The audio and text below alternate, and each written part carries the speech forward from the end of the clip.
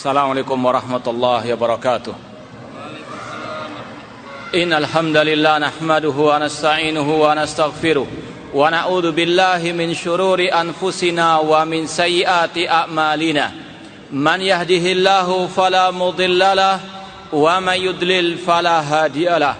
Ashhadu an la ilaha illallah wahdahu la syarikalah wa ashhadu anna Muhammadan abduhu wa rasuluh. Ya ayyuhalladzina amanu taqullaha haqqa tuqatih wa la tamutunna illa wa antum muslimun.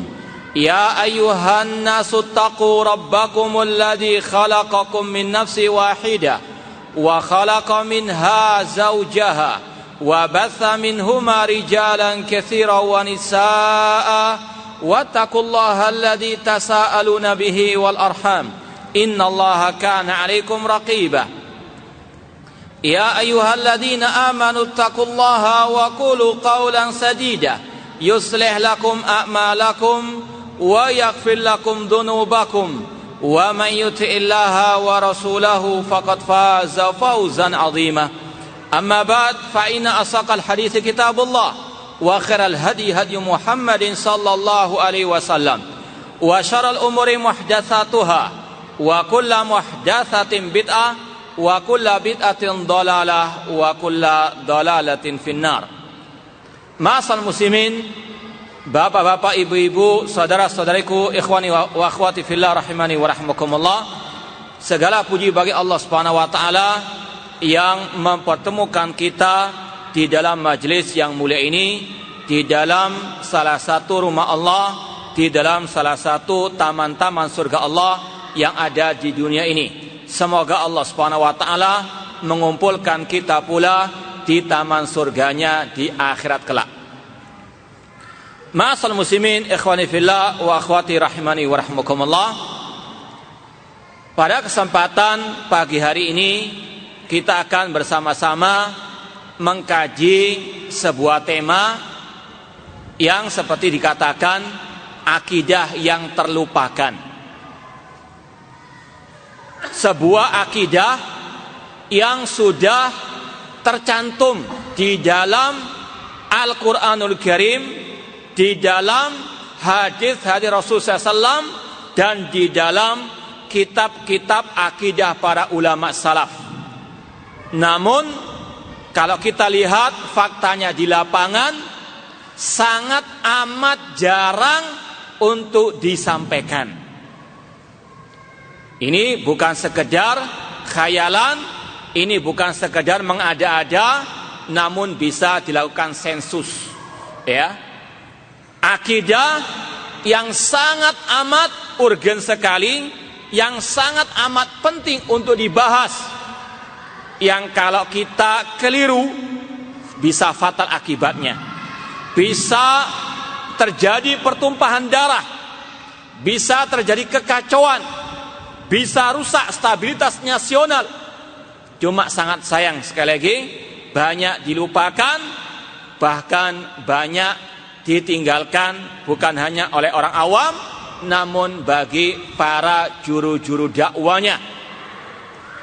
Itulah ma'asal muslimin, akidah tentang bagaimana sikap bijak kepada pemimpin kaum muslimin. Ma'asal muslimin rahimani wa rahmakumullah, ada 3 poin penting yang ingin kita sampaikan. Yang pertama, tentang motivasi kita membahas masalah ini. Yang kedua, tentang 8 sikap seorang muslim muslimah terhadap pemimpin kaum muslimin. Dan yang ketiga, kita akan membacakan ucapan-ucapan ulama salaf dalam kitab-kitab akidah mereka tentang sikap mereka terhadap pemimpin kaum muslimin. Itu 3 poin global kajian kita pada pagi hari ini yang sangat terbatas. Panitia hanya menyediakan kajian sampai jam 10.15 selesai materi, tanya jawab 20 menit. Dan tanya jawab lebih efisien dengan ditulis. Ya, kita hanya menerima pertanyaan dengan tulisan. Jadi materi kita 3 poin penting itu sekitar 1 jam 15 menit. Ya, kita minta pertolongan kepada Allah untuk Allah memberikan tasdid, ya, taufik dan hidayah kepada kita dalam menyampaikan masalah yang sangat berharga ini. Motivasi kita yang pertama membahas masalah ini. Yang pertama, ini merupakan bagian akidah salafus saleh, seperti yang akan kita sampaikan pada penutupan nanti. Kita mengaku sebagai pengikut salafus saleh, maka konsekuensinya kita harus mengetahui apa akidah salafus saleh, terutama dalam masalah menyikapi pemimpin kaum muslimin. Motivasi yang kedua, ini semuanya dalam rangka menjaga keamanan NKRI. Seperti yang kita sampaikan, kalau kita keliru bisa fatal akibatnya. Kalau kaum muslimin tidak memahami masalah ini, bisa bahaya, ya, seperti yang terjadi di beberapa negeri-negeri Islam, terutama di Timur Tengah. Bagaimana keadaan Libya sekarang, bagaimana keadaan Tunisia, keadaan Mesir, keadaan negeri Yaman.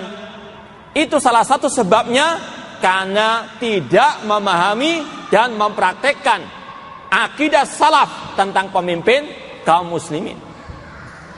Kemudian yang ketiga, ini semuanya dalam rangka untuk membentengi khususnya para pemuda, terutama para mahasiswa-mahasiswi dari pemikiran-pemikiran kelompok terorisme. Ya. Karena ini adalah materi inti yang merupakan pembeda antara Ahlus Sunnah wal Jamaah dengan kelompok terorisme.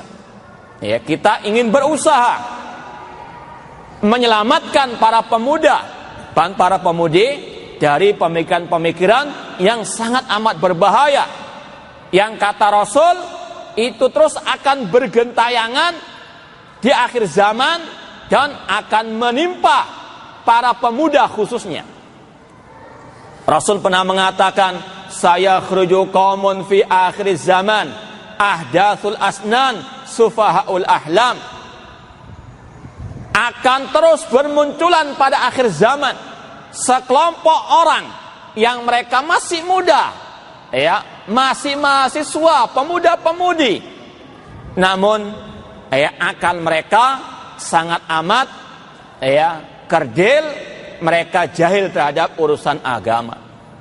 Ini kata para ulama, salah satu ciri-ciri kelompok teroris yang dulu Rasul istilahkan dengan kelompok Al-Khawarij. Ini yang, ya, Rasul wanti-wanti, yang Rasul warning, hati-hati, para pemuda akan terpengaruh dengan pemikiran-pemikiran tersebut. Ya.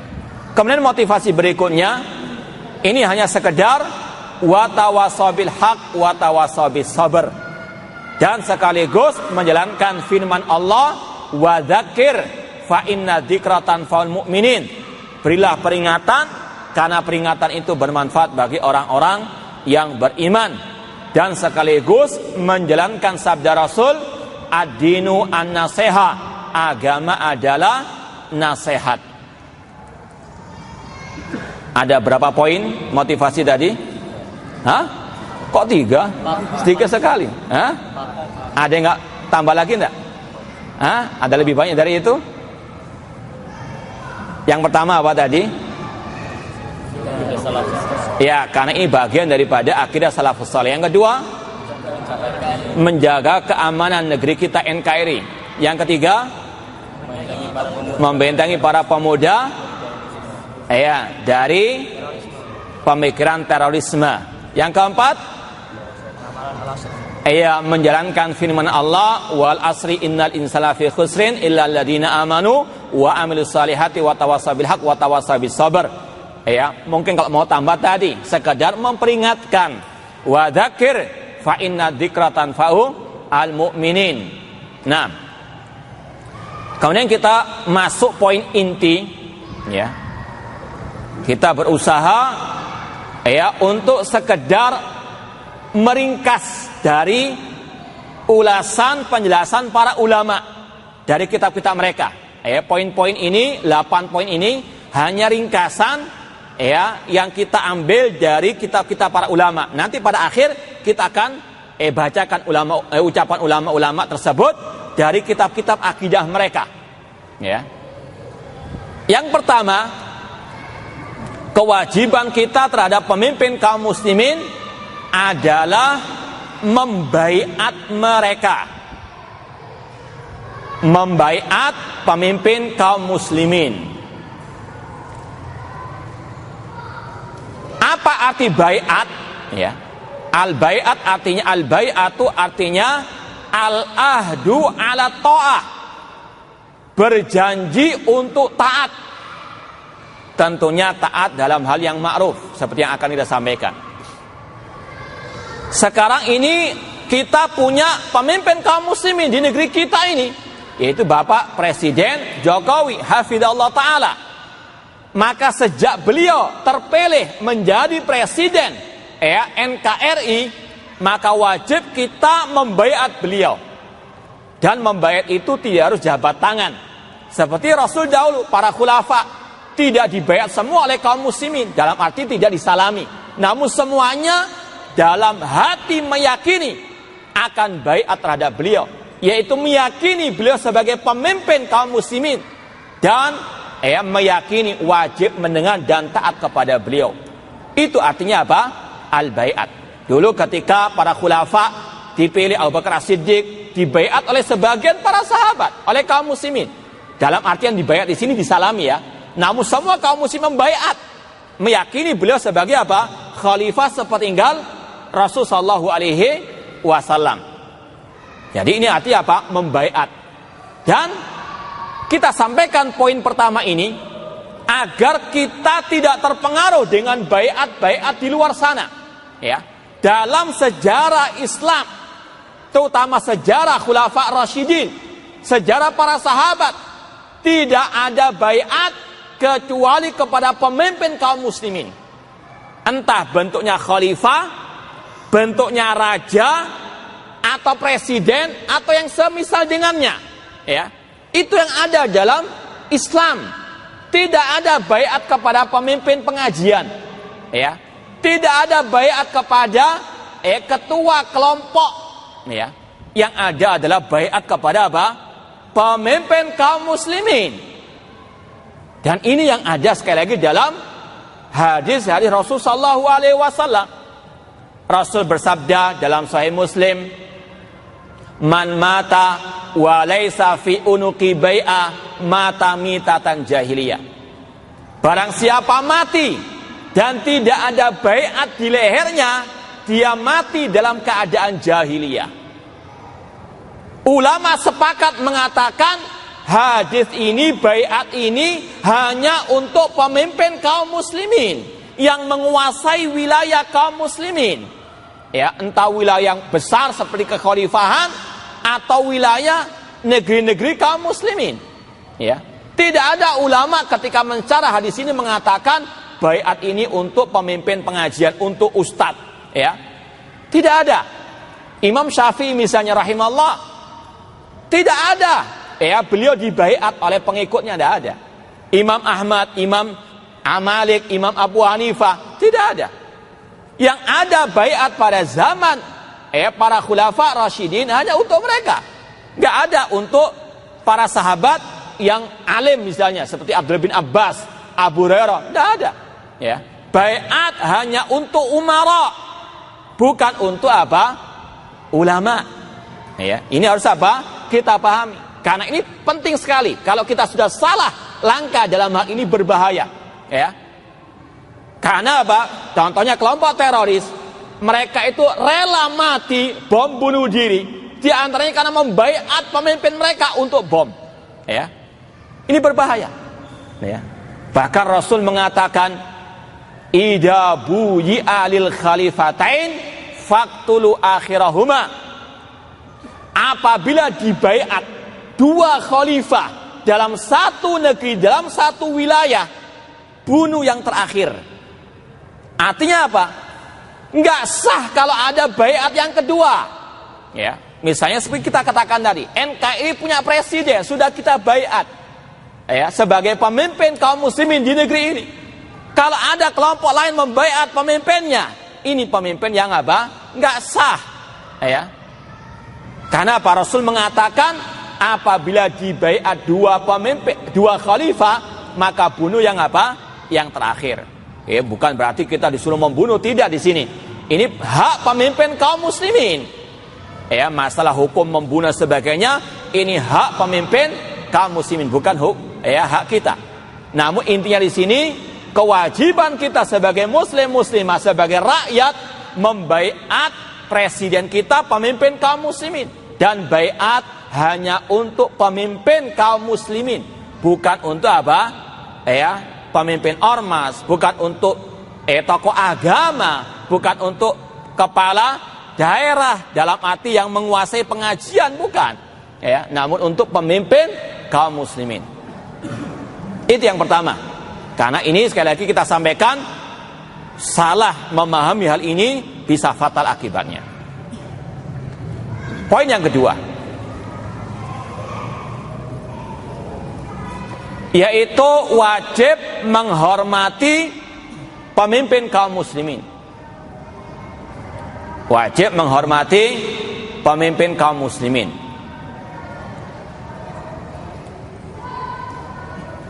Kenapa kita menghormati mereka?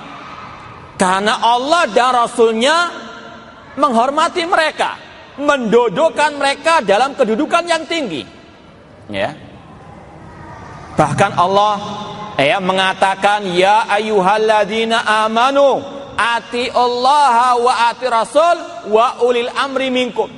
Wahai orang-orang beriman, taatilah Allah dan taati Rasul dan pemimpin di antara kalian. Ini Allah mendudukkan pemimpin itu dalam kedudukan yang tinggi, maka tidak boleh kita merendahkan mereka. Ya. Bahkan dalam hadis, Rasul mengatakan, man as-sultan zillullahi fil ardi. Pemimpin itu adalah naungan Allah di atas muka bumi ini. Ya, mereka sebagai apa? Naungan kaum muslimin. Kalau tidak ada pemimpin, yang ada adalah hukum rimba. Ya, makanya ulama dulu mengatakan adanya pemimpin yang dolim dalam waktu yang bertahun-tahun, bahkan sitina sana, ma'al imamud dolim khairan min adamid al-imam. 60 tahun bersama pemimpin yang dolim lebih baik daripada tidak ada apa? Pemimpin. Karena apa? Akan ada hukum rimba. Ya. Ini sekali lagi harus kita dudukkan pada tempatnya. Pemimpin punya kedudukan yang tinggi di dalam Islam, di dalam pandangan Allah dan Rasulnya sallallahu alaihi wasallam. Tidak boleh kita pandang sebelah mata, tidak boleh kita remehkan, tidak boleh kita rendahkan. Bahkan ada kisah seseorang merendahkan, mencaci maki pemimpin pada waktu itu. Ketika itu ada pidato pemimpin. Di antara yang hadir seorang sahabat Rasul SAW yang dinamakan Abu Bakrah radhiyallahu ta'ala anhu. Ada seseorang yang di samping beliau mengatakan, undur ila amirina yalbathu thiyabal fusaq. Lihatlah kepada pemimpin kita ini, dia memakai baju orang-orang fasik, meremehkan pemimpin, menghina pemimpin. Apa kata seorang sahabat Rasul SAW yang paham akidah yang hak ini? Beliau mengatakan, uskut, diam engkau. Fa inni sami'tu Rasulullah SAW yaqul, karena aku mendengar Rasul bersabda, man akrama sultanallah akramahullah. Barang siapa menghormati, memuliakan pemimpinnya, Allah akan memuliakannya. Wa man ahana sultanallah ahanahullah. Dan barang siapa menghina pemimpinnya, Allah akan menghinakannya. Ini ancaman dari Rasul SAW bagi orang yang menghinakan pemimpinnya. Selama dia masih muslim, maka wajib untuk kita apa? Menghormati sesuai dengan apa? Kedudukannya. Tidak boleh kita menghinakannya. Ya. Namun sekarang ini luar biasa. Kalau nggak menghina pemimpin, itu rasanya gatal. Ya. Bahkan orang itu dijuluki pemberani, dijuluki mujahid, dijuluki pahlawan Islam kalau berani mencaci maki pemimpin kaum muslimin. Na'udzubillah min dzalik. Inilah salah satu fenomena akhir zaman. Yang ma'ruf dikatakan mungkar, yang mungkar dikatakan ma'ruf, yang menyimpang dikatakan pahlawan, yang benar dikatakan orang yang kasar, orang yang memecah belah umat dan sebagainya. Na'udzubillah min dzalik. Maka ini sekedar watawasabil haq. Mari kita bersatu di atas sunnah Rasulullah SAW. Mari kita bersatu di atas manhaj salafus saleh. Ini diantaranya, yaitu kita apa? Memuliakan pemimpin. Kalau pemimpin sudah dihinakan, sudah direndahkan, akibatnya fatal. Bisa pertumpahan darah seperti yang terjadi di berbagai negeri kaum muslimin yang kita sebutkan tadi. Maka ma'asal muslimin rahimani wa rahmakumullah, Rasul mengatakan, man akrama sultanallah akramahullah. Barang siapa memuliakan pemimpinnya, maka Allah akan memuliakannya. Dan barang siapa menghinakan pemimpinnya, Allah akan apa? Menghinakannya. Ini sumber malapetaka. Kalau Allah sudah menghinakan kaum muslimin, dari mana mereka akan menggapai kemuliaan? Makanya para ulama salaf itu sangat luar biasa antusias mereka untuk membahas masalah ini. Kitab-kitab akidah mereka tidak lepas dari pembahasan yang satu ini. Karena sekali lagi, ini berkaitan dengan kemaslahatan kaum muslimin. Dan kita yakini Islam sebagai satu-satunya agama yang sempurna telah menjelaskan semuanya kepada kita. Jangankan masalah yang besar seperti ini, masalah buang hajat, adab buang hajat saja, Islam sudah apa? Dengan terperinci menjelaskannya. Bagaimana orang masuk ke toilet, pakai kaki apa dulu? Kaki kiri dulu, apa bacaannya? Allahumma inni a'udzubika minal khubuthi wal khaba'ith. Keluar pakai kaki kiri apa? Kanan. Apa doanya? Ghufran. Luar biasa dengan terperinci. Masalah hujan misalnya, sekarang musim hujan, kita harus tahu adab orang muslim muslimah. Ketika hujan turun, apa doanya? Allahumma sayyiban nafi'ah. Biar kita nggak kena banjir bandang, tidak kena tanah longsor. Kita apa? Perlu adab berzikir ketika hujan turun. Allahumma sayyiban nafi. Apa artinya? Ya Allah, turunkanlah hujan yang bermanfaat, yang nggak mendatangkan apa?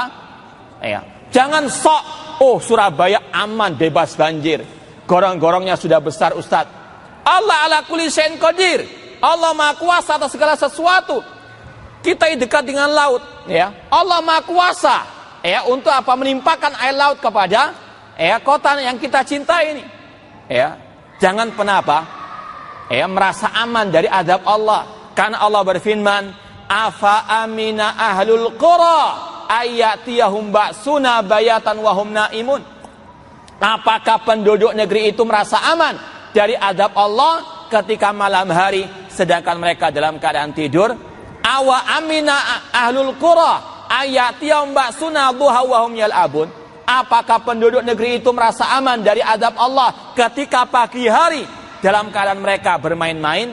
Afa aminu makrallah fala ya'manu makrallah illal qaumul khasirun. Apakah penduduk negeri itu merasa aman dari azab Allah? Dan tidaklah yang merasa aman dari azab Allah kecuali orang-orang yang merugi. Kita harus ada rasa khauf war raja, rasa takut adab Allah, namun tetap berharap rahmat Allah. Di antaranya dengan mengatakan Allahumma sayyiban nafi'ah. Ketika hujan selesai turun berhenti, apa doanya? Wah, nggak pernah jawab ini doanya. Nggak ada yang hafal. Nah, ini musim hujan, ini ladang pahala untuk kita berzikir. Berzikir ala Rasul sallallahu alaihi wasallam. Apa doanya? mutirna bi fadlillahi wa rahmatihi. Ya, saya ulangi lagi, antum ikuti ya. Ini untuk pembelajaran saja.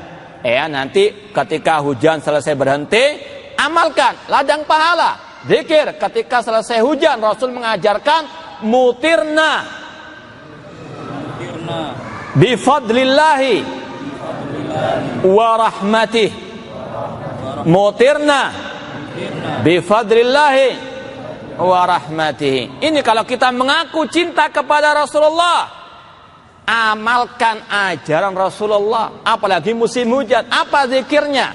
Ya, itu yang Rasul ajarkan. Hujan turun, Allahumma sayyiban nafi'ah. Hujan selesai, mutirna bifadlillahi wa rahmatihi. Singkat sekali.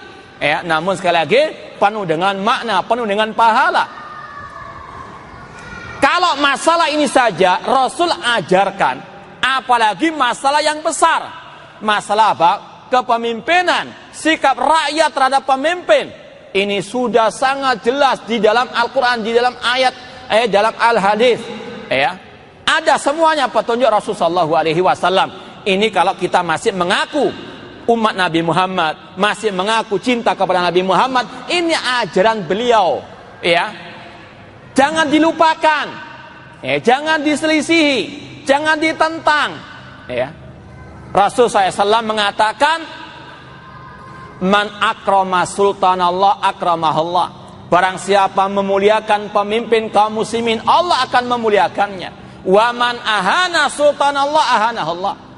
Dan barang siapa menghinakan pemimpinnya, Allah akan menghinakannya. Na'udzubillahi min dzalik. Ya, poin yang ketiga,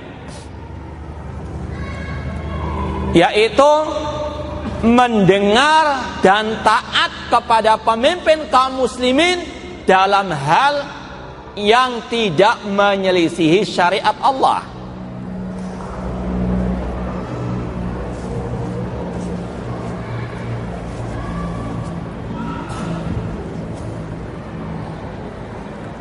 Mendengar dan taat kepada pemimpin kaum muslimin dalam hal yang tidak menyelisihi syariat Allah dan Rasulnya Shallallahu Alaihi Wasallam.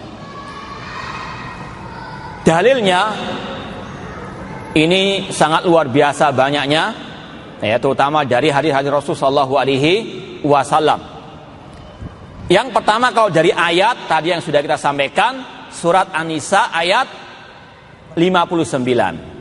An-Nisa 59, ya ayyuhalladzina amanu atiullaha wa atiur rasul wa ulil amri minkum. Wahai orang-orang yang beriman, taatilah Allah dan taatilah Rasul dan pemimpin di antara kalian. Ulama ahli tafsir, mereka ada yang mengatakan ulil amri itu ulama, ada yang mengatakan umara, ada pula yang menggabungkan. Yang dimaksud ulil amri itu ulama wal umara. Ya, namun yang kita bahas di sini adalah umara. Ya, kalau kita lihat penafsiran Abdullah bin Abbas, ulil amri minkum itu mencakup ulama wal umara. Ya, namun intinya kita membahas wajib mentaati para umara, pemimpin kaum muslimin. Ya. Namun sekali lagi diikat dengan yang tidak menyelisihi syariat Allah Subhanahu wa taala. Makanya kata ulama tafsir, ayat itu, ya, kalau kita renungkan, ada kata-kata atiullah, ada kata-kata atiu ar-rasul. Namun giliran ulil amri nggak ada kata-kata apa? Atiu ulil amri. Itu ada makna yang tersirat, bahwasanya ketaatan kepada Allah dan Rasul mutlak, nggak boleh tawar-tawar. Ya, pasti perintah Allah dan Rasul itu hak, benar. Namun perintah pemimpin bisa hak, bisa salah. Ya, yang kita taati yang tidak menyelisih ati Allah dan atiu ar-rasul. Kenapa kok nggak ada kata-kata ati ulil amri? Karena ketaatan kepada ulil amri itu terikat dengan ati Allah wa atiu ar-rasul. Jadi sekali lagi, pemimpin kaum muslimin wajib ditaati karena itu perintah Allah, perintah Rasul, selama perintahnya tidak bermaksiat kepada Allah dan ar-rasul. Dan ini Rasul tegaskan dalam banyak hadis. Contoh yang pertama hadisnya riwayat Bukhari dan Muslim. Ini sering kita sampaikan, kalau antum lebih mau perincian masalah ini, lihat Sahih Bukhari, Kitabul Ahkam. Dalam Sahih Bukhari ada Kitabul Ahkam, jelaskan dengan sedetail-detailnya sikap bijak kepada pemimpin kaum muslimin. Dalam Sahih Muslim ada namanya Kitabul Imarah, tentang kepemimpinan. Disebutkan hadis-hadis yang akan kita sampaikan nanti. Di antaranya tadi hadis Abdullah bin Umar radhiyallahu ta'ala anhuma. Abdullah bin Umar radhiyallahu anhuma mengatakan, Rasul SAW bersabda, alal mar'il muslim as-sam'u wa ta'ah fima ahabba wa kariha illa an yu'mara bi ma'siyatin fa in umira bi ma'siyatin fala sam'a wala ta'ah. Kata Rasul SAW, wajib bagi setiap muslim dan juga muslimah untuk mendengar dan taat kepada pemimpin kaum muslimin di dalam hal yang dia sukai atau dalam hal yang dia benci, kecuali kalau diperintah berbuat maksiat. Kalau diperintah berbuat maksiat oleh pemimpin, maka tidak boleh mentaati perintah yang maksiat tersebut. Hadis riwayat Bukhari dan Muslim. Ini sekali lagi Rasul menegaskan, wajib rakyat mentaati pemimpinnya, cuma dalam hal yang apa? Tidak bermaksiat, ya. Bahkan kata para ulama, sesuatu yang asalnya itu mubah, namun kalau ada perintah dari pemimpin kaum muslimin, itu bisa hukumnya wajib. Karena apa? Dalilnya ayat tadi, ati Allah wa ati Rasul wa ulil amri minkum. Contoh ya, masalah rambu-rambu lalu lintas, ya. Jangan mengatakan, nggak ada dalilnya kok dari ayat dan hadis. Kalau lampu merah berhenti, kalau lampu hijau boleh berjalan, nggak ada dalam ayat, ya. Maka dijawab oleh para ulama, sesuai tadi kaidahnya, sesuatu yang mubah secara asal mubah, namun kalau ada perintah dari pemimpin kaum muslimin, hukumnya bisa berarti wajib, karena firman Allah wa ulil amri minkum tadi. Maka demikian pula kata para ulama, seperti dalam kitab Al-Ihkam yang dikarang oleh Syekh Ibrahim Ar-Ruhaili, disebutkan kaidah-kaidah tersebut. Di antaranya beliau contohkan masalah peraturan rambu-rambu lalu lintas, itu secara asal mubah, nggak ada dalam ayat, nggak ada dalam hadis. Cuma karena itu perintah dari pemimpin kaum muslimin, maka wajib sami'na wa ata'na. Maka antum misalnya ketika antum berhenti di lampu merah, di pas sebelum garis itu, antum niatkan itu mentaati Allah dan Rasul, melaksanakan firman Allah, ati Allah wa ati Rasul walil amri minkum, antum dapat pahala. Bukan hanya nggak kena tilang, dapat pahala. Kalau niatnya apa? Menjalankan perintah Allah. Sebagaimana kaidah para ulama, sesuatu yang mubah kalau niatnya untuk ibadah, maka dapat pahala. Orang bekerja asalnya mubah, orang minum, orang makan, itu asalnya mubah. Kalau niatnya untuk ibadah, menguatkan diri untuk beribadah, maka dia dapat pahala. Innamal a'malu binniyat wa innamal likulli imri'in ma nawa. Sekali lagi, wajib seorang rakyat muslim muslimah untuk mendengar dan taat kepada pemimpin kaum muslimin di dalam hal yang ma'ruf. Kemudian kalau kita mau tambahkan, dalilnya sangat banyak. Yang pertama atau yang kedua ya, dalil dari hadis Irbad bin Sariyah radhiyallahu ta'ala anhu yang ada dalam kitab Arba'in Nawawiyah, 40 hadis Rasul SAW yang dikarang Imam Nawawi. Rasul mengatakan, usikum bi taqwallahi azza wa jalla wa sam'i wa ta'ah wa in ta'ammara alaikum abdun habashi. Aku wasiatkan kalian untuk bertakwa kepada Allah serta mendengar dan taat kepada pemimpin kaum muslimin, meskipun dari budak Ethiopia. Di sini Rasul mewasiatkan kita untuk mendengar dan taat kepada pemimpin kaum muslimin. Namun seperti dalam hadis tadi, dalam hal yang tidak bermaksiat kepada Allah. Maka kita tekankan lagi, kalau orang-orang itu mengaku cinta kepada Rasulullah, ini wasiatnya Rasul untuk kita mendengar dan taat kepada pemimpin kaum muslimin meskipun dari budak Ethiopia. Kata para ulama, kata-kata meskipun dari budak Ethiopia itu ada makna yang tersirat, yaitu apa? Meskipun pemimpin itu dipilih dengan cara yang tidak syar'i, yang tidak islami, selama dia sudah menjadi pemimpin, berkuasa, diangkat oleh kaum muslimin, maka wajib kita membaiatnya dan mendengar serta taat kepadanya dalam hal yang ma'ruf. Ini kata para ulama, wa in ta'ammara alaikum abrun habasyi. Karena kalau kita lihat dalam hadis yang lain, Rasul mengatakan al-a'immatu fi Quraisy, kekhalifahan, khilafah itu harus dari bangsa Quraisy. Khilafah dalam bentuk negeri kaum muslimin yang meliputi semua kaum muslimin di dunia. Dan itu tidak wajib harus ada khalifah.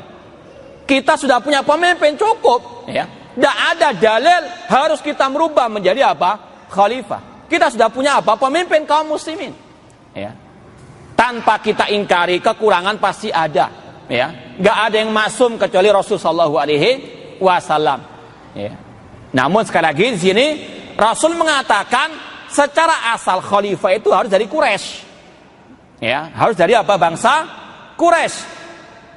Namun dalam hadis tadi Rasul mengatakan wajib mendengar dan taat meskipun dari budak Ethiopia. Apa maknanya? Kata Rasulullah, seandainya ada budak Ethiopia, dia memberontak kepada pemimpin Quraisy. Memberontak nanti akan kita sampaikan haram dalam Islam. Kepada pemimpin yang muslim haram secara ijma. Namun ketika dia berhasil mengkudeta, maka kata ulama seperti yang akan kita sampaikan dari ucapan Imam Ahmad, kalau dia sudah berhasil memberontak, mengkudeta, maka wajib membaiatnya, wajib mendengar dan taat kepadanya. Artinya dia menjadi pemimpin secara tidak syar'i dengan memberontak. Nggak sah, tidak benar proses pemilihannya tadi.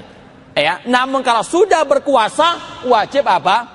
Mendengar dan taat. Ini Rasul yang mengatakan, wa in ta'ammara alaikum abrun habasyi. Dan namanya ahlu sunnah itu berpegang teguh dengan sunnah. Kemana saja sunnah itu berputar. Ke kanan ikut sunnah, ke kiri ikut sunnah. Nggak ngarang-ngarang sendiri. Kata Rasulullah, nanti akan kita sampaikan, memberontak kepada pemimpin muslim bagaimanapun kezalimannya haram. Nanti akan kita sampaikan poin berikutnya. Namun kata Rasulullah, kalau sudah berkuasa, wajib didengar dan ditaati dalam hal yang ma'ruf. Wa in ta'ammara alaikum abadun habasyi. Ini membantah syubhat yang mengatakan, kita mendengar dan taat itu kalau pemimpinnya dipilih dengan cara islami. Kita katakan tidak harus. Selama dia sudah punya kekuasaan kepemimpinan, wajib didengar dan ditaati dalam hal yang ma'ruf. Meskipun proses dia naik itu tidak islami. Karena Rasul mengatakan, wa in ta'ammara alaikum abadun habasyun. Betul caranya kita ingkari.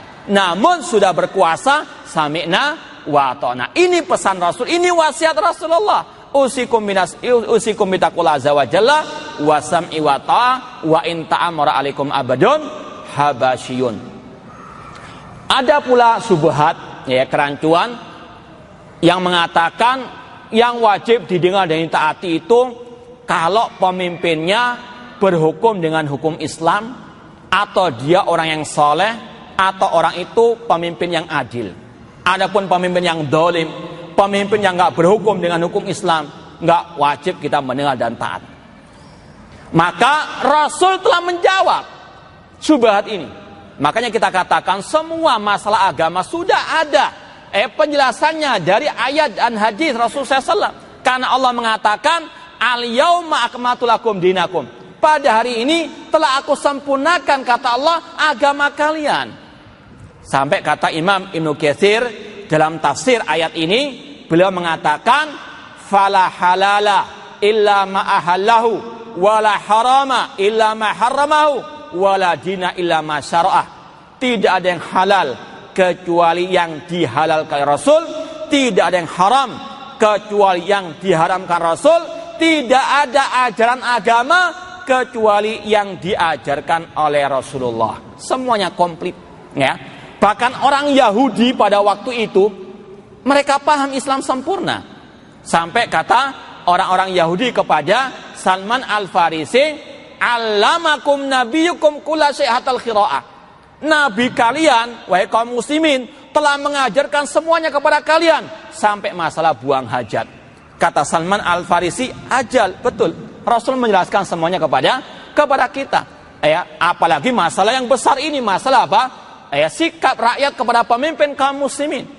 Di antaranya Rasul menjawab, apakah boleh, wajib kita mendengar dan taat kepada pemimpin yang zalim, yang tidak berhukum dengan hukum Islam? Kita dengarkan sabda Rasulullah dalam Sahih Muslim, Kitabul Imarah. Rasul mengatakan, sayakunu ba'di umara yastannuna bighairi sunnati wa yahduna bighairi hati. Akan muncul nanti setelahku pemimpin-pemimpin yang tidak berpegang dengan sunnahku, tidak mengikuti petunjukku, tidak berhukum dengan hukum Rasulullah, tidak berhukum dengan hukum Allah. Ya. Kemudian Rasul menambahkan lagi, wa sayaqumu fihim rijalun qulubus syayatin fi jusmadil ins. Dan kata Rasul, nanti akan muncul pemimpin-pemimpin yang berhati setan dalam jasad manusia. Ini kata yang lembut atau kasar? Rasul yang mengatakan, ya, ini sekarang zaman yang serba terbalik, ya. Sedikit ya menjelaskan tentang kesalahan, oh jangan kasar, jangan memecah belah umat. Ini Rasul yang mengajarkan kepada kita. Ya, dengan ungkapan yang sangat luar biasa ini. Nanti akan ada pemimpin yang berhati setan dalam jasad manusia. Artinya pemimpin yang zalim, pemimpin yang sangat keji, ya, yang mungkin korupsi, nepotisme, apalah sudahlah artinya. Semuanya sudah diborong, sudah nggak berhukum dengan hukum Allah, nggak mengikuti ajaran Rasulullah, ya, buat zalim. Bahkan Rasul gambarkan hatinya seperti setan. Tahu bagaimana gambarnya? Luar biasa kejinya. Kemudian seorang sahabat Rasulullah yang bernama Hudzaifah bin Yaman radhiyallahu anhu. Ini tolong lihat sikap para sahabat. Enggak langsung menyikapi sendiri, enggak langsung mencaci maki, namun bertanya, "Fa kaifa asna in adraktu dzalika ya Rasulullah?" Ya Rasulullah, apa sikapku kalau aku melihat pemimpin yang seperti itu? Ini umat Nabi Muhammad yang sejati. Apa itu? Kembali kepada ajaran Rasulullah. Kalau kita mengaku cinta kepada Rasulullah, ini ajaran Rasulullah. Jangan kita hanya mengaku saja. Sebagaimana kata seorang penyair, taksir Rasulullah wa anta tudhir hubbahu hadza muhalun fil qiyasi badi'u. Kata penyair Arab, engkau memaksiati Rasul, engkau menyelisihi Rasul, engkau menentang sunnah Rasul, namun engkau menampakkan cinta kepada Rasul, mengaku-ngaku cinta kepada Rasul. Ini sesuatu yang tidak masuk akal sama sekali. Lau kana hubbuka shadiqan la ta'tahu. Jika cintamu itu betul jujur dari lubuk hati yang terdalam, engkau akan mentaati Rasul. Innal muhibba liman yuhibbu muti'u. Karena orang yang cinta itu pasti mengikuti, mentaati orang yang dia cintai. Dan ini sekali lagi petunjuk Rasul SAW. Hudzaifah bin Yaman mengatakan, ya Rasulullah, apa sikapku kalau menghadapi pemimpin yang zalim, yang tidak berhukum dengan hukum Islam? Maka Rasul menjawab, tasma' wa tuti', tetap engkau dengarkan, tetap engkau taati perintahnya yang ma'ruf tadi. Wa in duriba dhahruka, meskipun punggungmu dipukul. Wa in ukhida maluka, meskipun hartamu dirampas.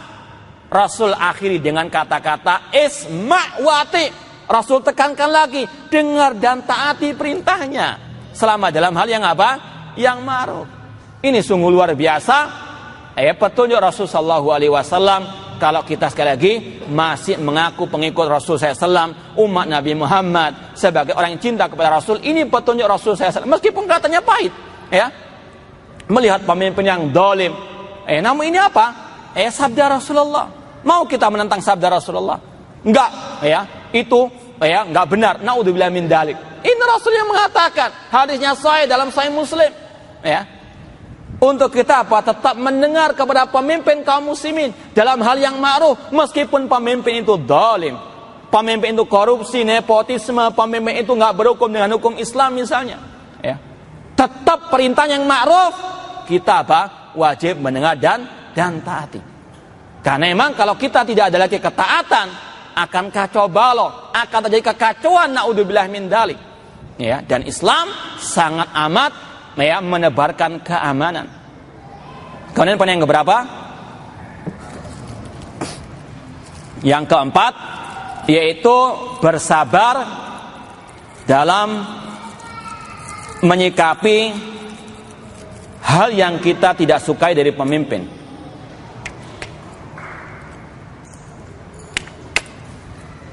Bismillah. Bersabar dalam menyikapi hal yang kita tidak sukai dari pemimpin kaum muslimin. Yang kita nggak suka itu ada dua macam Tidak suka secara pribadi, nggak cocok dengan pendapat pemimpin, meskipun secara syariat nggak salah, Itu bisa jadi yang dimaksud dengan yang tidak kita sukai. Yang kedua, kita tidak sukai, kita benci karena Allah, karena pemimpin itu zalim, karena pemimpin itu berbuat maksiat misalnya. Kebijakannya menyelisih syariat misalnya. Kita benci karena syariat. Apa sikap kita kalau kita punya kebencian seperti itu? Apakah kita utarakan dengan caci makian di medsos, Apakah kita laknat? Naudzubillah min dzalik. Maka sekali lagi kembali kepada Rasulullah SAW. Apa petunjuk Rasulullah? Apa wasiat Rasulullah? Apa kata Rasulullah? Kalau kita ada tidak sukanya kepada pemimpin, lihat lagi Sahih Bukhari Muslim, Kitabul Imarah dan Kitabul Al-Ahkam. Rasul mengatakan, man ra'a min amirihi syai'an yakrahuhu falyasbir. Barang siapa melihat dari pemimpinnya, man ra'a min amirihi syai'an. Kalau kita dalami lagi dalam segi bahasa Arab, syai'an itu nakirah, artinya mencakup semua hal yang kita tidak sukai dari pemimpin, baik dari penampilannya, dari apapun misalnya, nggak kita sukai, baik secara pribadi atau secara syariat. Man ra'a min amiri syai'an, barang siapa yang melihat dari pemimpinnya sesuatu yang tidak dia sukai, falyasbir, hendaklah bersabar. Ini sabda Rasul SAW. Sekali lagi, kalau kita mengaku cinta kepada Rasul, ini pahami sabda Rasulullah, ini terapkan, ini amalkan. Falyasbir, tahan lisan, bersabar menahan lisan, bersabar menahan anggota badan. Jangan membuat hal-hal yang Allah dan Rasulnya murkai. Kita wajib menahan diri. Wassabar itu artinya menahan diri. Kita nggak suka, jaga lisan. Jangan lisan ini tiap hari terus menghibah pemimpin. Sudah naudzubillah min dzalik, menghibah ditambah menyelisih sabda Rasul, falyasbir. Menghibah orang muslim biasa saja itu dosa, apalagi menghibah pemimpin kaum muslimin, yang sangat luar biasa bahayanya. Kata Rasul, falyasbir, bersabarlah. Kemudian Rasul mengatakan, fa innahu man faraqal jama'ata shibran famata mitatan jahiliyah.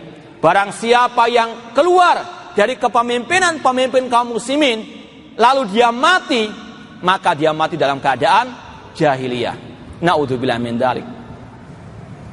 Kemudian kita ingin sampaikan ucapan yang indah dari para ulama Ahlussunnah wal Jamaah, ulama salaf terdahulu. Di antaranya Imam Al-Hasan Al-Basri, ulama tabi'in.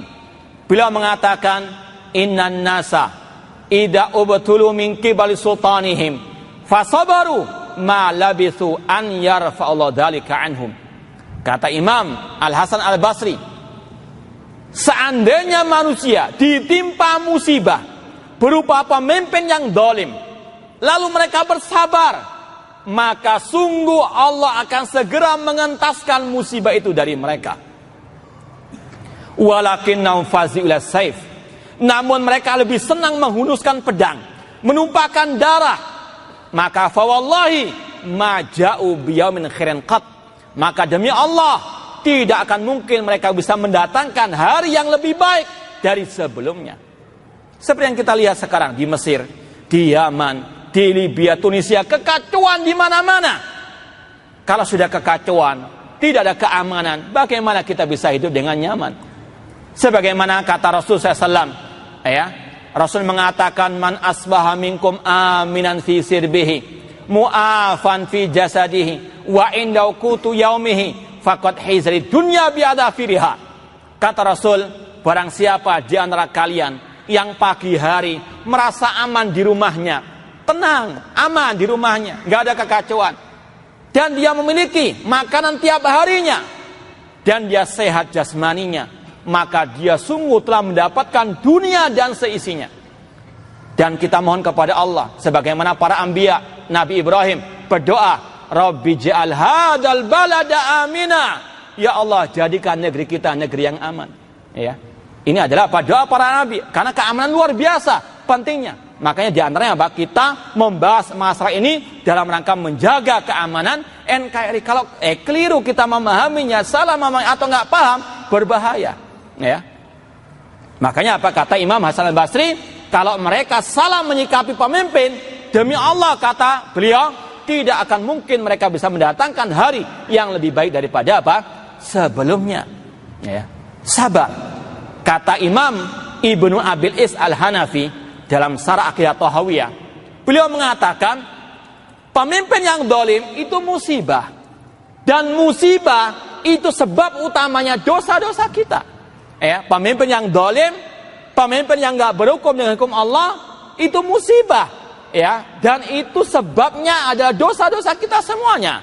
Sebagaimana Allah mengatakan, ma asabakum min musibatin fabima kasabat aydikum wa ya'fu an katsir. Tidaklah musibah itu menimpa diri kalian kecuali karena sebab dosa-dosa kalian.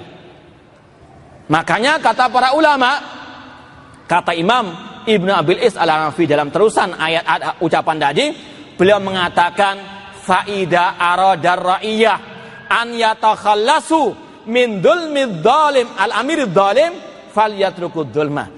Kalau rakyat ingin terbebas dari pemimpin yang zalim, maka mereka terlebih dahulu harus meninggalkan kezaliman. Saya ulangi lagi, ucapan Al-Imam Ibnu Abil Is Al-Hanafi yang hidup sekitar abad 8 Hijriah.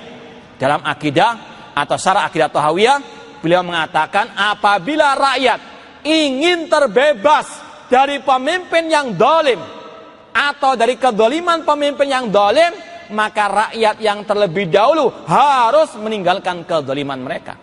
Yang korupsi bukan di atas, yang bawah juga banyak korupsi. Yang tidak berhukum kepada hukum Allah bukan yang di atas, yang di bawah juga banyak. Dan Allah telah berfirman, innallaha la yughayyiru ma biqaumin hatta yughayyiru ma bi anfusihim.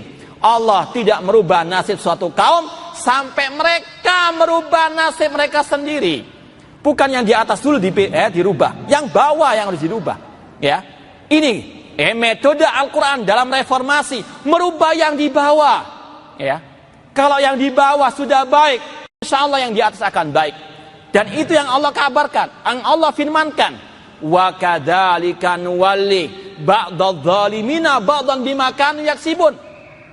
Demikianlah kami kuasakan orang yang dolim di atas orang yang dolim lainnya karena perbuatan mereka. Adanya pemimpin yang dolim karena rakyatnya dolim. Adanya pemimpin yang nggak berhukum dengan hukum Islam karena rakyatnya banyak nggak berhukum dengan hukum Islam. Ya, ini adalah sunatullah.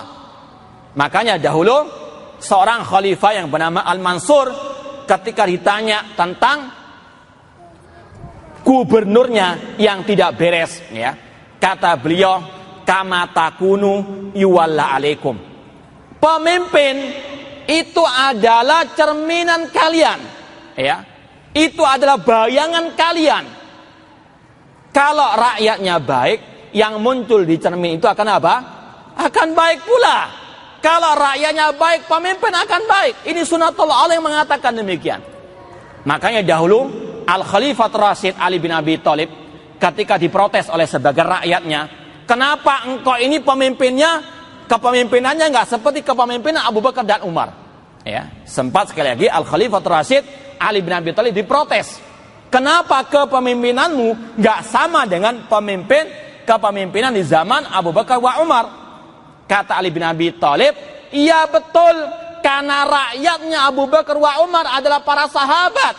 Mereka baik, pemimpinnya pasti apa? Baik. Sedangkan kalian luar biasa. Ya, ini sekali lagi apa? Sunatullah. Ya, makanya metode perubahan kata para ulama seperti tadi Imam Ibn Abil Is Al-Hanafi mengatakan, kalau rakyat ingin pemimpin itu baik, mereka dulu harus memperbaiki apa? Diri mereka. Makanya ayatnya berbunyi, innallaha la yughayyiru ma biqaumin hatta yughayyiru ma biru'asaihim bi anfusihim. Ayatnya mengatakan sesungguhnya Allah tidak merubah nasib satu kaum sampai diri mereka merubah diri mereka, bukan merubah yang di atas dulu, merubah yang di bawah dulu. Ini yang Allah firmankan. Nah, poin yang keberapa? Yang kelima. Iya, masih kelima, sudah jam 10 ini. Kurang 5. Ya, kita percepat sekali lagi, sedikit lagi. Yaitu menasihati pemimpin. Menasihati pemimpin kaum muslimin. Sebagaimana dalam hadis tadi riwayat Muslim, ad-dinu nasiha. Agama adalah nasihat. Rasul mengatakan ad-dinu an-nasiha. Ketika ditanya untuk siapa nasihat itu, kata Rasul li a'immatil muslimin, di antaranya untuk pemimpin-pemimpin kaum muslimin. Pemimpin harus kita yakini bukan malaikat. Mereka bisa keliru. Ya, mereka bisa salah. Lumrah manusia. Ya. Jangankan pemimpin negeri kita yang menguasai ratusan juta manusia. Antum sebagai kepala rumah tangga saja, ketika membawai cuma berapa orang, istri 2 anak mungkin, ya. Apakah antum nggak pernah salah dalam memimpin rumah tangga itu? Hah? Antum dalam ketakmiran organisasi, ngurusi orang sedikit saja, ruwetnya bukan main, ya. Apalagi mengurusi segini luasnya Indonesia. Maka lumrah kalau ada kekeliruan. Tugas kita tadi bersabar. Kemudian apa? Menasihati. Tentunya yang menasihati para ulama. Ya. Namun dengan cara yang baik, bukan dengan dicaci maki. Coba kata ulama, antum renungkan kisah Nabi Musa dan Nabi Harun ketika Allah perintahkan menasihati Fir'aun. Apakah dicaci maki? Ya. Namanya dibolak-balik, Jokowi dengan Jokowi misalnya. Ini pelecehan kepada para umara. Ya. Coba ya. Ini sekali lagi metode Al-Quran menasihati pemimpin kaum muslimin. Fir'aun, pemimpin kafir, pemimpin muslim. Hah? Pemimpin kafir yang paling kufur, yang mengatakan ana rabbukumul a'la. Namun Allah perintahkan Nabi Musa, Nabi Harun untuk apa? Fa idhaba ila fir'auna innahu tagha faqula lahu qawlan layyinan la'allahu yatadzakkaru aw yakhsha. Wahai Musa dan Harun, berangkatlah kepada Fir'aun, nasihati dia karena dia sudah melampaui batas, dan sampaikan kepadanya ucapan yang layyinan, qaulan layyinan, ucapan yang apa? Yang lemah lembut. Ini kepada pemimpin ada perilaku khusus yang Allah dan Rasulnya perintahkan untuk kita apa? Menasihati mereka dengan cara yang lemah lembut. Jangankan pemimpin muslim, pemimpin yang kafir pun kata Allah, faqula lau qaulan layyinan, sampaikan kepadanya ucapan yang apa?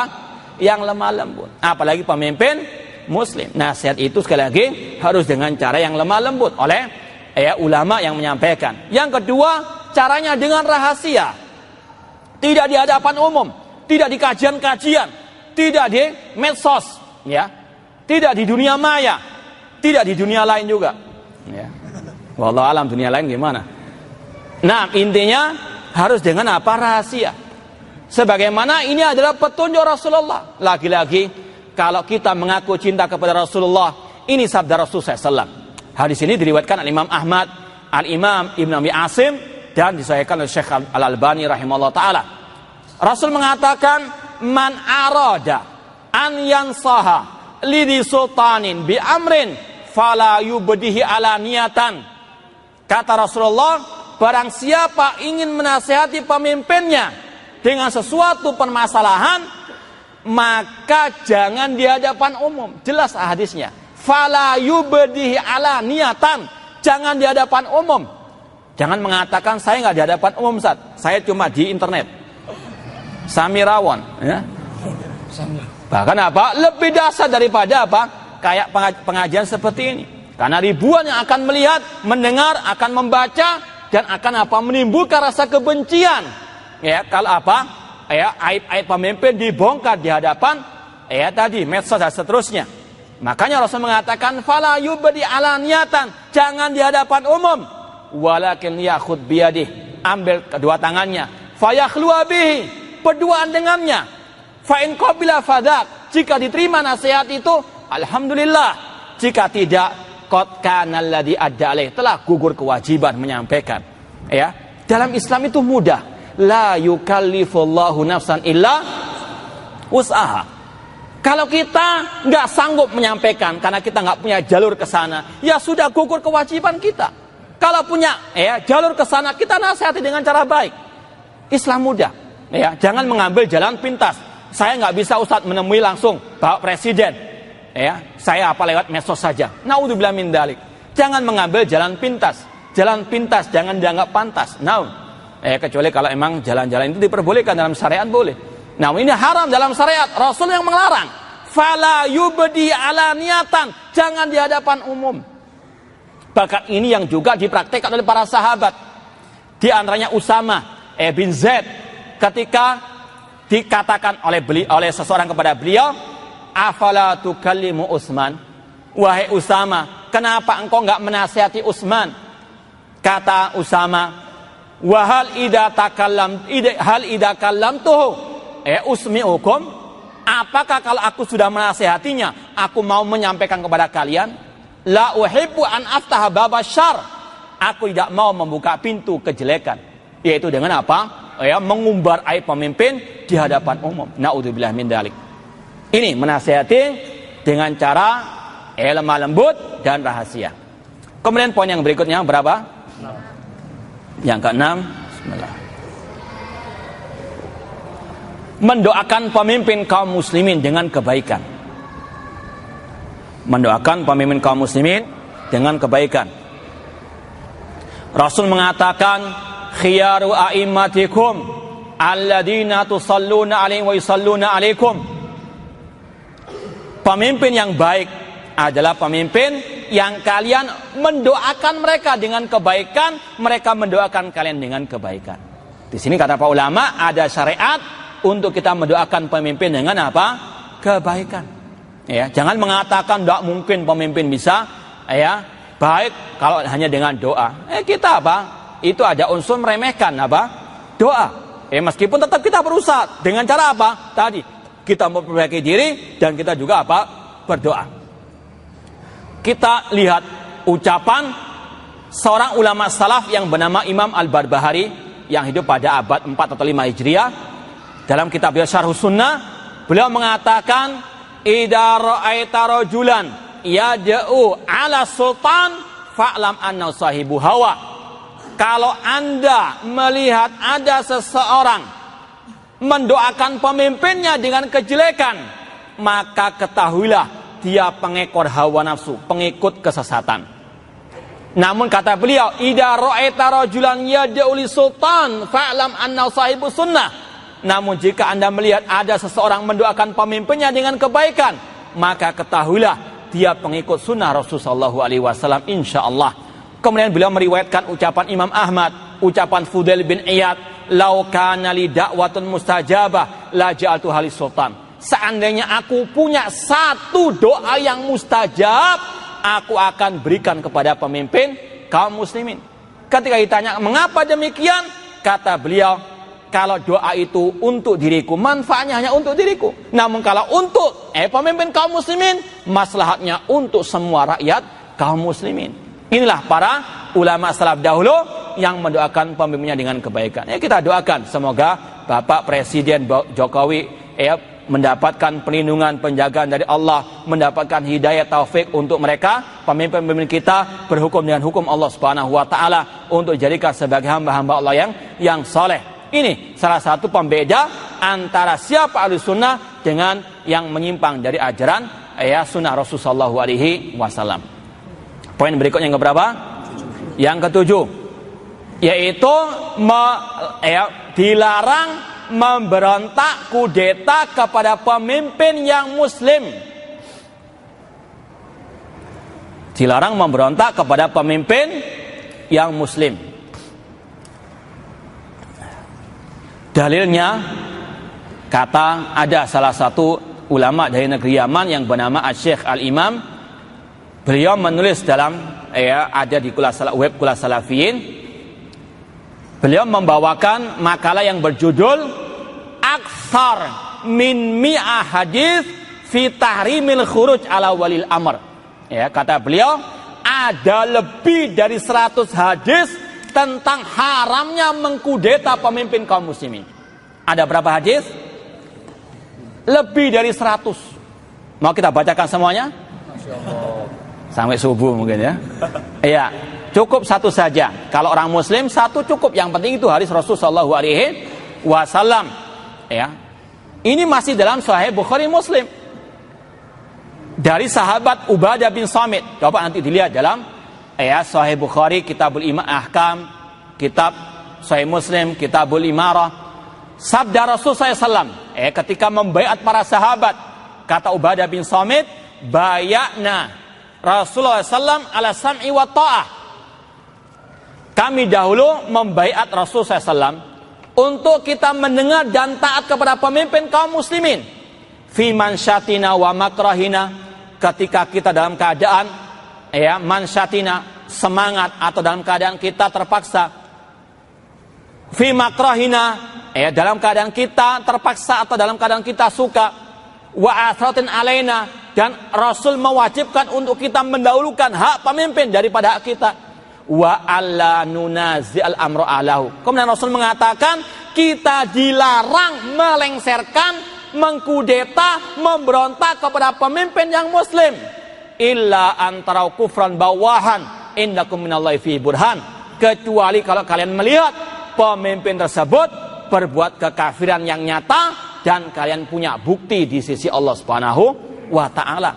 Dan ulama menyampaikan yang berhak mengkafir-kafirkan adalah ulama Ahlussunnah wal Jamaah, enggak sembarangan, karena butuh perincian yang panjang. Intinya Rasul mengharamkan memberontak, mengkudeta, melengsarkan pemimpin yang masih muslim bagaimanapun kezalimannya. Dan ini kata Imam An-Nawawi dalam mensyarah menjelaskan hadis ini dalam syarah Sahih Muslim. Imam Nawawi mengatakan ini adalah ijma' ulama Ahlussunnah, mengharamkan mengkudeta pemimpin bagaimanapun kezalimannya selama dia masih muslim.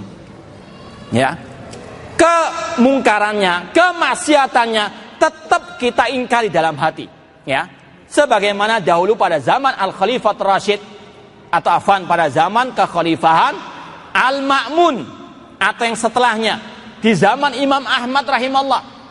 Ketika itu banyak ulama yang dikriminalisasi. Kalau istilah sekarang apa? Banyak ulama yang dikriminalisasi. pemimpin khalifah yang bernama Al-Ma'mun pada waktu itu membuat undang-undang kufur, yaitu mengatakan Al-Quran makhluk.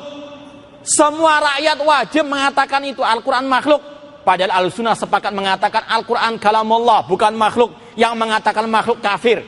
Namun mereka tidak gegabah mengkafirkan pemimpin itu, meskipun ucapannya kufur, diingkari.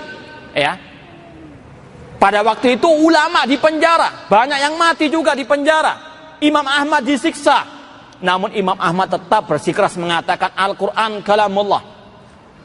Ketika itu berjalan sampai 3 kekhalifahan, semuanya menyiksa ulama yang nggak mau mengikuti undang-undang tadi.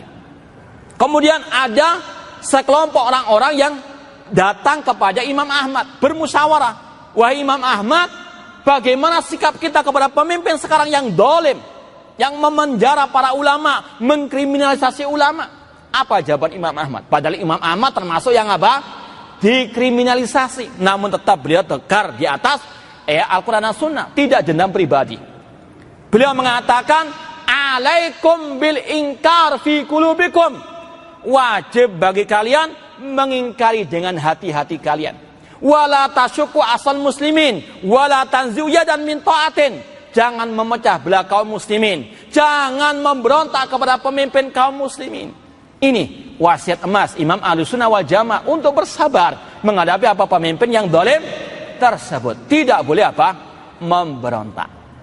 Poin yang terakhir yaitu melaksanakan sebagian ibadah di belakang pemimpin kaum muslimin. Melaksanakan sebagian ibadah di belakang pemimpin kaum muslimin. Contoh misalnya masalah jihad. Rasul mengatakan dalam Sahih Bukhari, al-imam junnatun yuqatalu min waraihi. Pemimpin adalah perisai yang kaum muslimin berperang di belakang mereka. Makanya ulama ketika membahas masalah syarat-syarat berjihad, khususnya terutama jihadut tolab, jihad menyerang, ya, itu syaratnya diantaranya adanya komando dari pemimpin kaum muslimin, bukan pemimpin jadi-jadian, ya, bukan pemimpin ormas, bukan pemimpin pengajian, namun pemimpin kaum muslimin. Ya, itu kata Rasul, al-imam junnatun yuqatalu min wara'i, dalam Sahih Bukhari. Ya. Makanya dalam kitab-kitab ulama salaf, di antaranya dalam Aqidah Thahawiyah, Imam Thahawi mengatakan wal hajju wal jihadu madiyani ma'aulil amri baron kana au fajiron. Berhaji, berjihad bersama pemimpin kaum muslimin, meskipun pemimpin itu pemimpin yang jelek, ya. Artinya apa? Tetap berlaku kata beliau sampai akhir zaman. Tetap jihad, berhaji di belakang mereka. Makanya di antara keadaan kapan jihad itu fardu ain, itu kalau ada komando dari pemimpin kaum muslimin. Contoh ya, misalnya Bapak Presiden mengatakan jamaah masjid ini sekarang wajib semuanya pergi ke Suriah, misalnya. Maka hukumnya apa? Wajib semua begini. Siap enggak? Ragu-ragu gitu ya. Oh, belum makan siang Ustaz. Ya, ini kata para ulama, salah satu bentuk jihad itu fardu ain kalau ada perintah langsung dari pemimpin kaum muslimin. Itu hukumnya fardu ain. Makanya apa? Ini salah satu ibadah yang kita wajib berada di belakang pemimpin kaum muslimin. Demikian pula masalah salat Idul Adha, Idul Fitri bersama pemimpin kaum muslimin. Ini banyak dicantumkan dalam kitab-kitab akidah salaf, seperti dalam akidah Sufyan Ats-Tsauri. Beliau mengatakan, ya, wassalatu ma'a kulli imamin baron kana au fajiron. Salat di belakang pemimpin kaum muslimin, yang baik ataupun yang fajir. Kata muridnya yang bernama Syuaib, as-salata kullaha, apakah semua salat di belakang pemimpin kaum muslimin? Kata Imam Sufyan Ats-Tsauri, la, walakin salatul Jum'ah wal Idain. Namun salat Jumat dan salat Idul Fitri, Idul Adha harus waktunya bersamaan dengan pemimpin kaum muslimin. Ya, itu 8 poin secara ringkas sikap Ahlussunnah terhadap pemimpin kaum muslimin berdasarkan Al-Quran dan Sunnah Rasulullah SAW dengan pemahaman para salafus saleh. Ada poin yang ketiga, ini karena kita janji 10/4, boleh enggak kita menambah materi terakhir? Nggak apa-apa ya, antum tanggung jawab ya. Ya, nggak apa-apa, kita ambil sedikit ya, karena sudah kita janjikan. Kita baca saja ya, karena ini sudah mewakili apa yang kita sampaikan tadi. Cuma kita ingin membuktikan, inilah akidah yang terlupakan. Padahal penuh kitab-kitab akidah salafus saleh itu dengan kajian-kajian akidah seperti ini. Yang pertama dari kitab Akidah Salaf Ashabul Hadis karangan Imam As-Sabuni Asy-Syafi'i. Beliau mengatakan wa yara ashabul hadis al-jum'ata wal idain wa ghairahuma minas salawat khalfa kulli imamin muslimin baron kana aw fajiran. Imam-imam ashabul hadis berpendapat salat Jumat, salat idain, Idul Fitri, Idul Adha dan selainnya bersama pemimpin kaum muslimin yang baik maupun yang jelek, yang fajir. Memang kalau dahulu itu yang mengimami salat Jumat, salat Idul Adha, Idul Fitri itu adalah pemimpin kaum muslimin. Itu kalau apa? Memungkinkan. Kalau tidak, yang penting waktunya bersama dengan mereka. Kemudian wa yarawna jihadal kafara ma'hum. Mereka para ashabul hadis Ahlussunnah berpendapat jihad melawan orang kafir bersama mereka. Ini yang kita sampaikan poin terakhir tadi. Kemudian wa in kanu jawaratan fajaratan, meskipun pemimpin itu fajir, fasik, maksiat ya. Kemudian wa yarawna du'a lahum bil islah wa taufiqi wassalah, dan ashabul hadis ulama salaf berpendapat mendoakan mereka dengan kebaikan, dengan taufik ya. Wa bastal adl fir ra'iyah, agar Allah menjadikan mereka menjadi pemimpin yang adil di antara rakyatnya. Kemudian kata beliau wala yarawnal khuruj alaihim bisayf. Ulama salaf ashabul hadis mereka melarang pemberontakan dengan pedang kepada pemimpin kaum muslimin. Wa in ra'aw minhumul udul anil adl ilal juri wal haif, meskipun pemimpin itu pemimpin yang zalim ya. Wa yarna qital al fiatil baghiyah, bahkan mereka ashabul hadis berpendapat wajibnya memerangi para pemberontak yang memberontak kepada pemimpin kaum muslimin. Ini akidah salaf ashabul hadis karangan Imam As-Sabuni rahimahullahu taala, di antara ulama salaf terdahulu. Kemudian kita tambahkan ucapan Imam Ahmad rahimahullahu taala dalam kitab beliau Ushulus Sunnah. Beliau mengatakan wasam'u wat ta'ah lil a'immati, wajib mendengar dan taat kepada pemimpin kaum muslimin, wa amril mu'minin albar wal fajir, yang baik maupun yang fajir, wa man waliyal khilafah, dan wajib kita mendengar dan taat kepada mereka-mereka yang sudah menduduki jabatan kekhalifahan, namun bukan khalifah jadi-jadian seperti ISIS ya. Wastama'an nasu alaihi waradu bihi, yaitu pemimpin yang manusia itu sepakat atau kebanyakan mereka 99% sepakat mengangkat dan ridha sebagai pemimpin. Wa man ghalabahum bisayf hatta sara khalifah, dan mereka-mereka yang sudah kudeta dan berhasil menjadi khalifah, kita mendengar dan taat kepada mereka. Ini yang kita sampaikan tadi. Caranya enggak syar'i, namun kalau sudah berkuasa wajib didengar dan ditaati perintahnya. Wa summiya amral mu'minin, dan dia disebut sebagai pemimpin kaum muslimin. Kemudian kata Imam Ahmad wal ghazwu madin ma'al amir ila yaumil qiyamah al barri wal fajir la yutrak. Berjihad bersama pemimpin sampai hari kiamat, meskipun pemimpin itu yang baik ataupun yang jelek tetap berlaku, tidak boleh ditinggalkan. Dan seterusnya, ini ucapan Imam Ahmad. Yang terakhir kita bawakan ucapan Imam Al-Barbahari. Cukup 3 atau tambah? Ragu-ragu jawabnya. Ya cukup 3 saja. Meskipun banyak ya. Yang kita siapkan mungkin kurang lebih ada 10 kitab. Cuma 3 ini sudah mewakili akidah salaf yang sudah kita sebutkan tadi.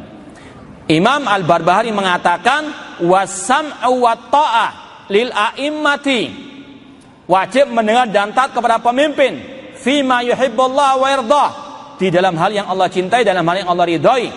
Wa man waliyal khilafah bi ijma'in nasi alaihi wa ridahum bihi, dan kita mendengar dan taat kepada pemimpin yang telah diangkat oleh manusia, dipilih oleh manusia dan mereka ridho kepadanya. Fahuwa amrul mukminin, itulah yang dinamakan pemimpin kaum muslimin. Kemudian beliau mengatakan wala yahillu li ahadin an yabita lailatan wala yara anna alai imaman baran kana au fajiran.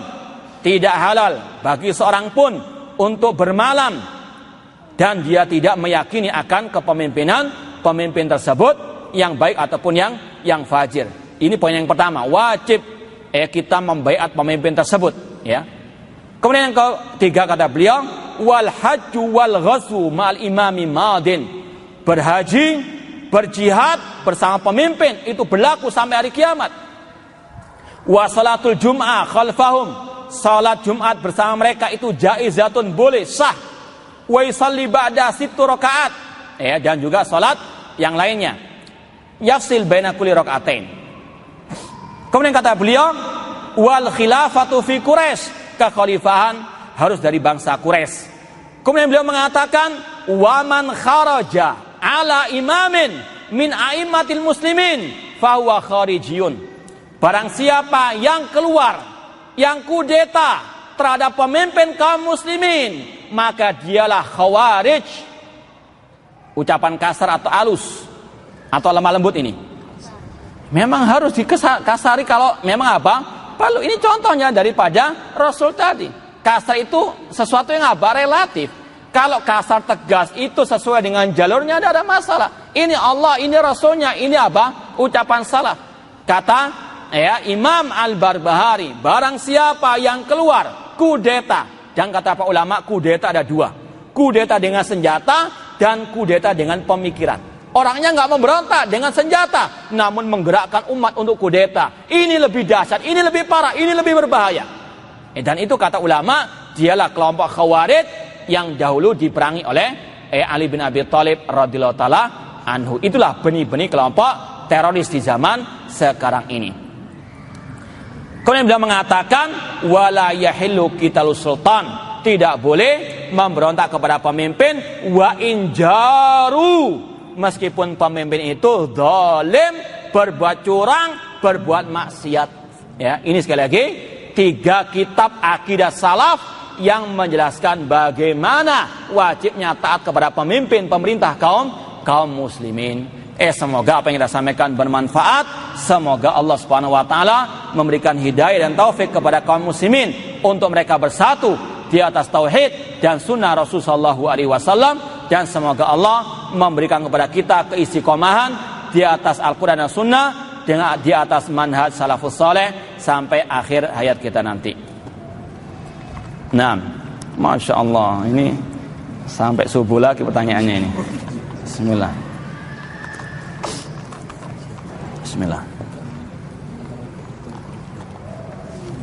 Ya, semampu mungkin kita jawab yang bisa kita jawab. Bagaimana mendakwai kerabat yang masih berpikiran, berprinsip selalu mencela pemimpin zalim? Sebetulnya ajak ke sini tadi. Ya. Ajak ke sini, diiming-imingi nanti selesai kajian ditraktir bakso misalnya. Ya. Ya, kalau bisa didatangkan ke kajian-kajian yang membahas masalah ini. Kalau kita nggak bisa langsung menyampaikan. Kalau kita sudah sekarang punya bahan, kita sampaikan. Ya, kita tadi nyatat, ya kita sampaikan. Ya, sebagai bentuk cinta kepada sesama muslim. Ya, kalau nggak bisa kasih rekaman tadi atau yang lain. Yang penting di atas manhaj as-salaf. Ya, tugas kita menyampaikan. Diterima atau tidak, wa ma alaina illa al-bala. Tugas kita hanya menyampaikan. Allah mengatakan laisa 'alaika hudahum walakin Allah yahdi man yasha. Tugasmu hanya menyampaikan kebenaran. Hidayah taufik hanya di tangan Allah Subhanahu wa taala.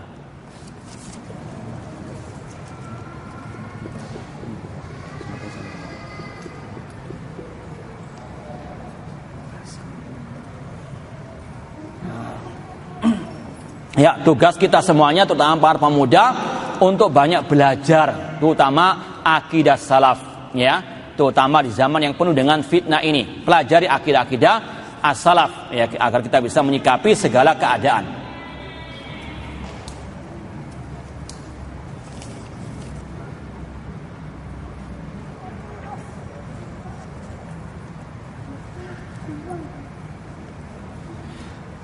Kalau ada yang berhujah, boleh menasihati pemimpin di hadapan umum dengan kisah sebagian ulama salaf misalnya. Contoh kisah Said Al-Khudri ketika menasihati, kalau nggak salah, Abdul Malik bin Marwan, ketika mau mendahulukan khutbah dari salat Idul Adha atau Idul Fitri, maka dinasihati.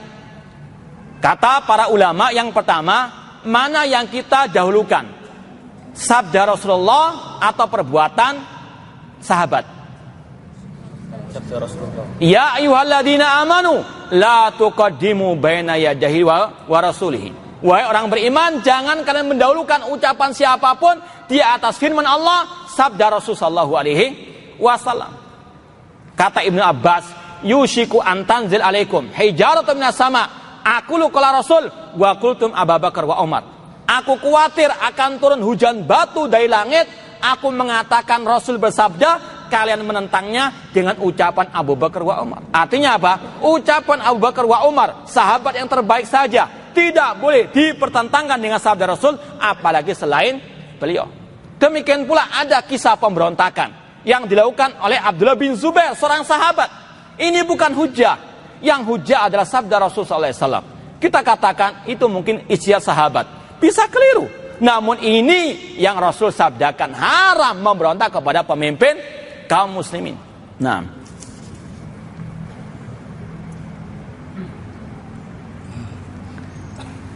ya, adapun dalil-dalil yang kita sampaikan tadi itu lebih ditekankan kepada pemimpin yang di atas, ya, presiden, kemudian di bawahnya gubernur dan setelahnya. Adapun pemimpin tetap ditaati, cuma tidak sampai ditekankan seperti tadi, ya. Apalagi kita nggak ada baiat kepada apa?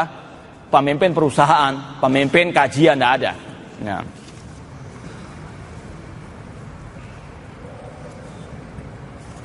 Ini tanya tentang kitab yang kita sampaikan tadi, kaidahnya sesuatu yang mubah kalau ada perintah dari pemimpin bisa berarti wajib. Itu judulnya judul kitabnya kutip kecil, ya, mungkin seperti ini. Dulu kita alhamdulillah sudah mengkajinya bersama pengarangnya, penulisnya ketika di Daurah Solo, yaitu Syekh Ibrahim Ar-Ruhaili. Judulnya Al-Ihkam Bisabri Ahwalil Hukam, ya, kutip kecil. Dan alhamdulillah dulu pernah kita ringkas di Telegram atau FB kita.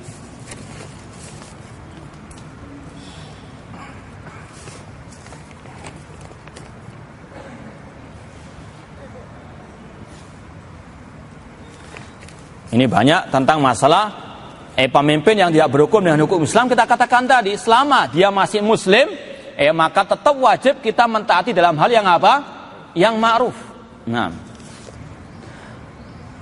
saya masih sangat awam dengan pengajian sunnah atau salaf. Kenapa kajian ini namakan kajian sunnah? Ini sekedar untuk kita termotivasi ngaji itu sesuai dengan sunnah Rasulullah. Yang dikaji itu sunnah Rasulullah, bukan hanya sekedar lawaan, lelucon, ya, karena kan banyak pengajian yang sekedar apa, lawaan, lelucon, ya, itu bukan yang kita inginkan. Kita mau ngaji yang bisa menanamkan sunnah di dalam hati kita, karena kita mengaku cinta kepada Rasulullah, maka kita harus cinta kepada sunnah Rasulullah SAW. Dan sunnah Rasulullah ini lebih umum, ya, karena kata-kata sunnah itu bukan berarti, ya, seperti istilah ulama fuqaha fikih yang dikerjakan mendapatkan pahala, jika ditinggalkan tidak berdosa. Ini salah satu makna sunnah. Namun yang kita maksud sunnah di sini adalah metode hidupnya Rasulullah, terutama dalam masalah al-aqidah. Ya, maka itu yang dimaksud dengan kajian sunnah, untuk kita lebih memotivasi diri dan yang lainnya berpegang teguh dengan sunnah Rasulullah SAW. Nah,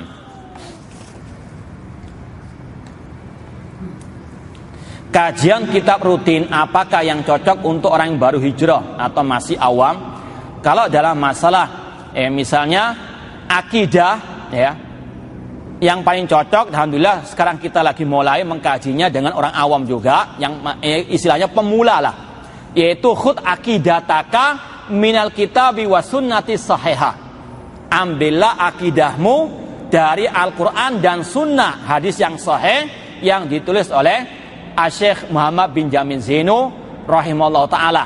Ini baru kita mulai kemarin, hari Sabtu kemarin kita mengaji dengan tujuan untuk para pemula kitab tersebut. Sangat cocok karena bentuknya juga soal jawab, agak menarik. Nah, wallahu a'lam.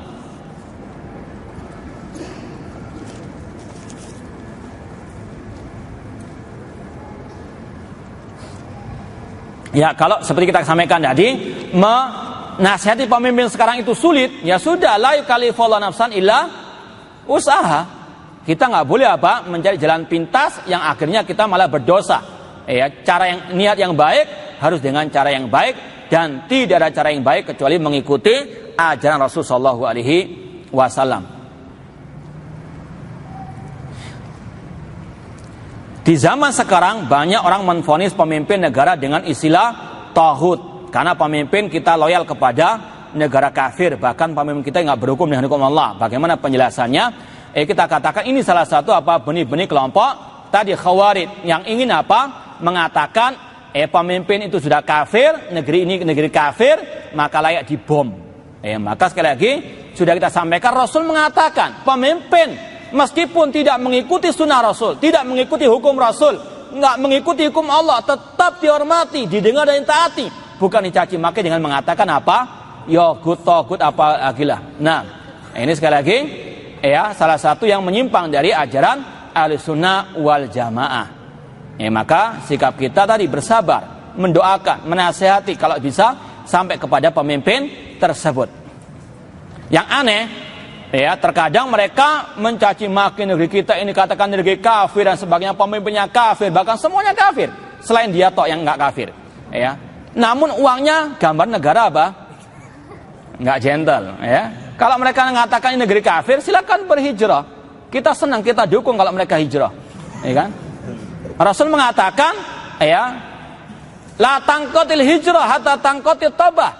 Tidak akan terputus hijrah sampai terputusnya tobat. Silakan berhijrah kalau kita dianggap negeri ini negeri kafir, ahlan wa sahlan. Nah, kita nggak akan memberati.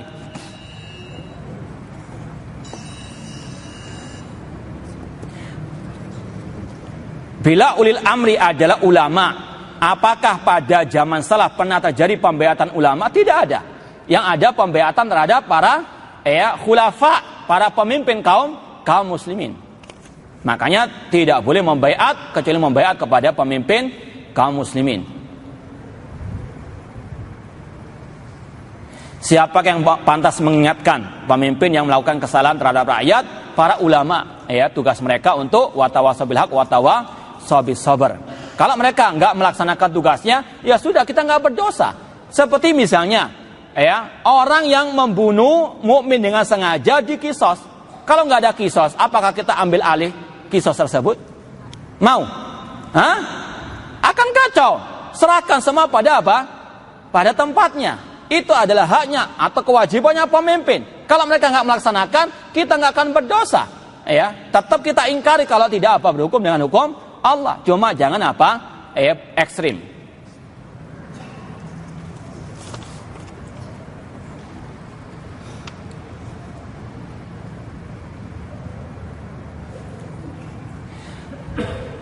Ibu saya sekarang mengikuti kajian di sini, masya Allah. Termasuk birrul walidain, masya Allah. Saya minta tolong dijelaskan sekilas tentang manhaj salaf.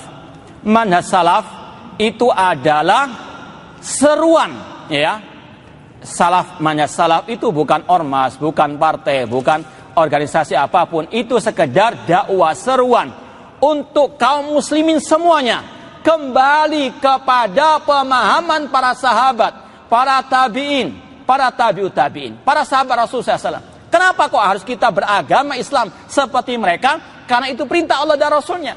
Contoh misalnya, kita senantiasa membaca ayat ihdinas siratal mustaqim. Ya Allah, tunjukkanlah kami ke jalan yang lurus. Imam Ibnu Qayyim rahimahullah yang hidup pada abad 8 Hijriah, dalam kitab beliau Madarijus Salikin mentafsirkan as-siratal mustaqim, jalan yang lurus adalah jalannya Abu Bakar, jalannya Umar, jalannya para sahabat Rasulullah SAW. Itu yang kita inginkan dari manhaj salaf, kembali beragama ini kepada pemahaman yang benar, para sahabat yang lebih benar pemahamannya, karena mereka langsung belajar Islam dari Rasulullah. Allah memuji mereka, wasabiqunal awwaluna minal muhajirin wal ansar walladzina taba'um bi ihsan radhiyallahu anhu wa radu'an. Orang pertama lagi terdahulu masuk Islam dari kalangan muhajirin kaum al-ansar. Siapa mereka? Para sahabat Rasulullah, dan yang mengikuti mereka dengan baik. Allah memerintahkan kita menjadi pengikut para sahabat. Maka sekali lagi itulah manhaj salaf, berusaha menarik umat Islam kepada pemahaman yang hak ini, untuk umat bersatu di atas pemahaman yang satu, pemahaman para sahabat. Kalau umat Islam memahami Islam sesuai dengan selera masing-masing, gak akan ketemu, gak akan bersatu. Namun kalau mereka kembali kepada Islam yang satu, Islam ala Al-Quran, Islam ala sunnah Rasulullah, Islam ala pemahaman para sahabat, maka insya Allah mereka akan bersatu. Dan itu yang dimaksud dengan manhaj salaf. Nah,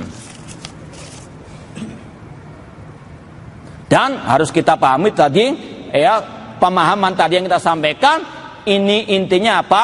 Ya, pemahaman salaf sangat menolak radikalisme, sangat menolak terorisme. Ya, kita berlepas diri pada keduanya, sebagaimana manhaj salaf berlepas dari keduanya. Ya, sesuai dengan janji, kajian kita stop jam 10:30 lebih 5 menit. Ya, itu MOU kita dengan panitia. Kurang lebihnya ana mohon maaf dan terima kasih atas perhatiannya. Wa jazakumullahu khairan katsira. Aqulu qouli hadza wa akhiru da'wana anil hamdulillahirabbil alamin. Wassalamualaikum warahmatullahi wabarakatuh.